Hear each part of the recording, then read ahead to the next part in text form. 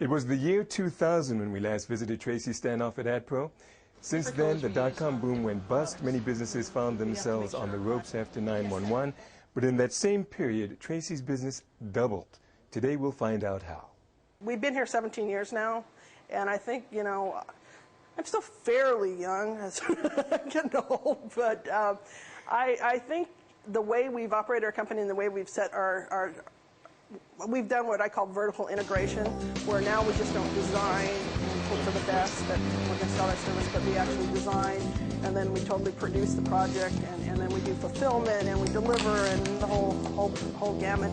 That we have so many different things going on that there's some opportunity for our company to grow. Tracy, what's been the most significant development that's taken place at the business since we last spoke with you in 2000? I guess just their growth in size. We've doubled in size, and it's been quite the experience and fun opportunities for us and expanding of client base, and that's been the biggest thing. With the growth of AdPro, I'm sure you've had to adapt to a lot of changes. Like what? One of the things we've had to learn was to use technology better, because you have to, with today's environment, a lot of our clients are in corporations. They're really tightening their belts and looking to streamline their operations, and we really had to sharpen our pencils and come up with more efficient ways of doing what we do and keeping the quality and integrity of the project up. Now, you mentioned that technology has played a big role in your growth. Give us an example. Whether it's our state-of-the-art Macintosh and PC systems for workstations for graphics industry, or large digital color plotters, or our digital presses, we've invested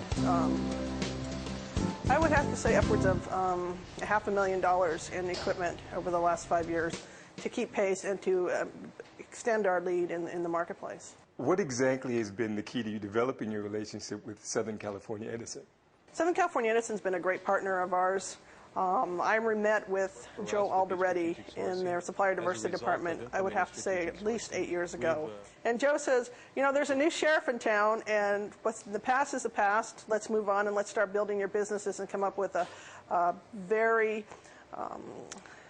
logical way of building businesses instead of beating each other up and complaining. Let's make it positive. Let's move on. And Joe and the rest of their department and the entire Southern California Edison company has been very instrumental in helping Native Americans build their businesses here in California.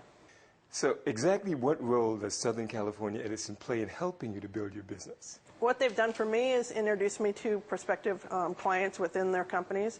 They have service centers all over Southern California, obviously, because they're the electric company, and people use our services all over their service territory. So they've been very instrumental in introducing us, promoting, advocating for the use of AdPro throughout the service territory. You stated that the American Indian community is one of the last untapped markets. What do you mean by that? We are the last market. Before, we were maybe an afterthought, but now there's such an untapped economy there that I think we've positioned AdPro very, very carefully to be able to take advantage of marketing to that community, and we consider ourselves the leading American Indian advertising and graphic design firm in the country. Tracy, we've had two events since the last time we came back and spoke with you, 9/11 and the dot-com bust. How did you survive those threats? We had about 4 weeks of really slow time, and then we picked right back up again, because our market, especially in the Native American markets, is in such an upward swing that we weren't going to be dogged too long, fortunately, with that problem. The other thing was the dot-com bust. Now, a lot of my fellow graphic design folks got stuck in that, and I just never had the vision that the dot-com industry was going to be the end-all means, and I could see it as what it is right now. It's just a marketing tool. Now, I understand that you have some very close ties to the American Indian community. Tell us about it. This is American Indian business owners finally speaking for ourselves. It's about self-empowerment. It's about fulfilling economic self-sufficiency for our people.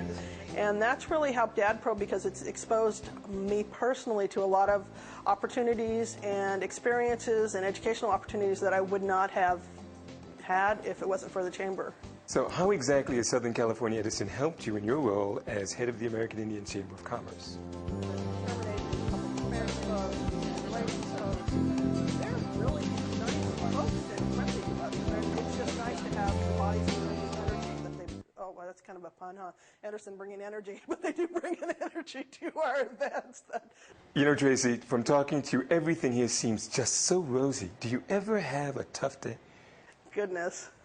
You know, I think about how blessed we are to be here and have what we've built here. And no, you can't have a tough day. I could be living on the streets or something, or you look at, you know, where my ancestors came from and how they were starving. And I look and I say, no, I'm really blessed. I'm really happy. I can't see doing anything else that would be better.